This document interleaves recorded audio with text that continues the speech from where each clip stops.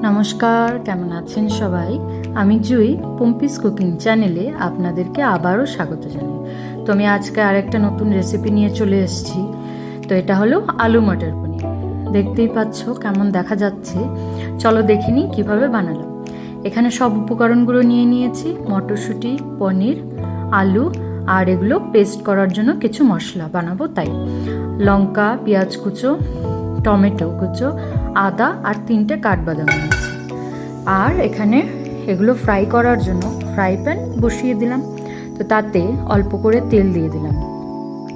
তো এখানে সুন্দর এই সবগুলো মশলা একে একে সব ঢেলে দিলাম। তো এগুলোকে কম হিটে আলতো হাতে ভেজে নিতে হবে, যাতে পুড়ে না যায়, সেদ্ধ হয়ে যায়। আর এখন উপর থেকে অল্প লবণ ছিটিয়ে দিলাম, যাতে এগুলো নরম হয়ে আসে। আর পাশাপাশি আমি এখানে পনিরটা ম্যারিনেট করে নিচ্ছি। তাতে দিয়ে দিলাম লবণ আর অল্প পরিমাণে হলুদ। এখানে আপনারা সব মশলাও দিতে পারেন, তো আমি লবণ আর হলুদ দিয়ে করছি। পনিরের শেপে কেউ যাবেন না, এগুলো আমার ফ্রেশ ঘরে তৈরি করা, তো এর জন্য একটু উঁচু নিচু আছে। ফ্রেশ পনির এর থেকে ভালো আর কি। আর পাশাপাশি এখানে ভাজা হয়ে গেছে, তুলে নিলাম। আর ফ্রাই প্যানে আবারও তেল দিয়ে দিয়েছি, পনিরটা ভেজে নেব এই তেলে। এখন পনিরটা ঢেলে দেব একে একে, আস্তে করে ঢেলে দিতে হবে। আর এখানে আমরা উল্টে পাল্টে ভেজে নেব। এখানে ভাজাটা আপনার অনুযায়ী করবেন, যে যেরকম ভালো পান, কারণ কেউ কড়া ভাজা ভালো পায়, কেউ কম ভাজা।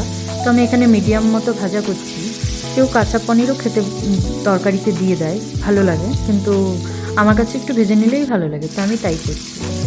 দেখতেই পাচ্ছ লাল, হালকা লাল মতো করে ভাজা হয়ে গেছে আমার। একদম বেশি ভাজা করিনি, অল্পই ভাজা করেছি। তো এখন তুলে নিচ্ছি সব পনিরগুলো। আর পনিরগুলো তুলে জলে, গরম নর্মাল জলে রাখলে পনিরগুলো খুব সফট থাকে। এটা হলো ট্রিক্স একটা, অনেকেই জানেন, তবুও বলে দিচ্ছি। তো এখন তরকারি করার জন্য কড়াটা বসিয়ে দিলাম। আপনাদের যদি আমার ভিডিওটা ভালো লেগে থাকে তাহলে একটা অবশ্যই লাইক করে দেবেন, কমেন্ট করে দেবেন কেমন হচ্ছে, কেমন লাগলো ভিডিও। আর আমার ভিডিও কোনো ভুল ত্রুটি থাকলে অবশ্যই কমেন্ট করে জানাবেন। আর বন্ধুদের সাথে শেয়ার করে দেবেন ভিডিওটা। আর এখন আমার তেল গরম হয়ে গেছে, তাতে আমি জিরে আর কালো জিরে ফোড়ন দিয়ে দিলাম, তেজপাতা, তারপর দিয়ে দিলাম কুচো পেঁয়াজ। তো এখন আমি এগুলোকে ভালো করে নেড়ে নিচ্ছি। তার সাথে দিয়ে দেব আলু, যে আলুগুলো কেটে রেখেছিলাম। আমি এখানে আজকে আলুগুলো সেদ্ধ করে নিই, তার জন্য পেঁয়াজের সাথে দিয়ে দিলাম, একসাথে ভাজা হয়ে যাবে। তো এখানে আস্তে হিট কমে ঢেকে ঢেকে ভেজে নিতে হবে, যাতে পেঁয়াজগুলো পুড়ে না যায়। আর এখানে হিটটা বাড়ানো যাবে না, তাহলে সব পুড়ে যাবে। আর আমি এখানে একটু লবণ দিয়ে দিলাম, যাতে পেঁয়াজটা সফট হয়ে আসে আর আলুতেও লবণটা ঠিকঠাক হয়ে যায়। পরে দেখে চেক করে আপনারা দিতে পারেন, দরকার হলে আবার লবণ দেওয়া যেতে পারে। তো এখন আবারও নেড়ে দিচ্ছি। এখন ভাজা প্রায় হয়ে গেছে 90%। তো এখন যে মশলাটা তৈরি করে রেখেছিলাম সেটা ঢেলে দিলাম। ঢেলে ভালো করে মিক্স করে নিচ্ছি আলুর সাথে, পেঁয়াজের সাথে। তো এটা এখন কম হিটে ভালো করে কষা কষা করতে হবে, তেল ছাড়া পর্যন্ত। তো এখন এটার কালারটা ভালোই দেখতে লাগছে। আর তার আগে যে মশলাটা দিয়েছি তাতে আমি কিছু গুঁড়ো মশলাও দিয়েছিলাম, যেমন ধনে গুঁড়ো, জিরে গুঁড়ো আর লঙ্কা গুঁড়ো দিয়ে একসাথেই দিয়েছিলাম কড়াতে। তো এখন দেখে মনে হলো আর একটু হলুদ প্রয়োজন, তো আমি একটু হালকা মতো দিয়ে দিলাম হলুদ। দিয়ে ভালো করে মিক্স করে দিচ্ছি, যাতে কোনো লাম্পস না থাকে হলুদের। তো আলুটাও সেদ্ধ হয়ে আসছে সুন্দর, তেল এখনও ছাড়েনি, কষা হচ্ছে। তো একটু ওয়েট করতে হবে। তো হিট কমে ভালোই আস্তে আস্তে হচ্ছে। এখানে মশলাটাও সুন্দর তেল ছেড়ে দিচ্ছে, দেখতে বেশ সুন্দরই লাগছে, লালচে বর্ণে হয়ে গেছে। তো এটাকে ভালো করে নেড়ে চেড়ে আমি আর একটু ঢেকে দেব অল্প সময়ের জন্য। আপনারা আমার চ্যানেলটিকে সাবস্ক্রাইব করে দেবেন আর পাশে থাকা বেল আইকনটি ক্লিক করে দেবেন। তো এখন আমি মটরশুঁটিগুলো দিয়ে দিলাম। এই মটরশুঁটিগুলো আমি আগে কিছুই করিনি, এটা কাঁচা ছিল, তো এর জন্য এই অবস্থায় দিলাম যাতে অল্প সেদ্ধ হয়ে যায়। একটু ফ্রিজে ছিল।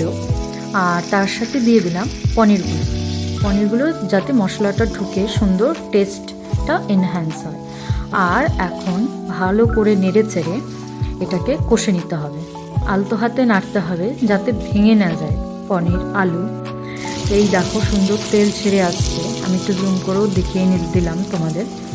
তো সুন্দর হয়ে এসছে। পাশে আমি ফ্রাই প্যানে জল গরম করেছি, সেটা এখন দিয়ে দিলাম। অবশ্যই গরম জল দিতে হবে, তাহলে স্বাদটা বেশি আসে। তো এটাকে এখন ভালো করে মিক্স করে নিচ্ছি মশলার সাথে।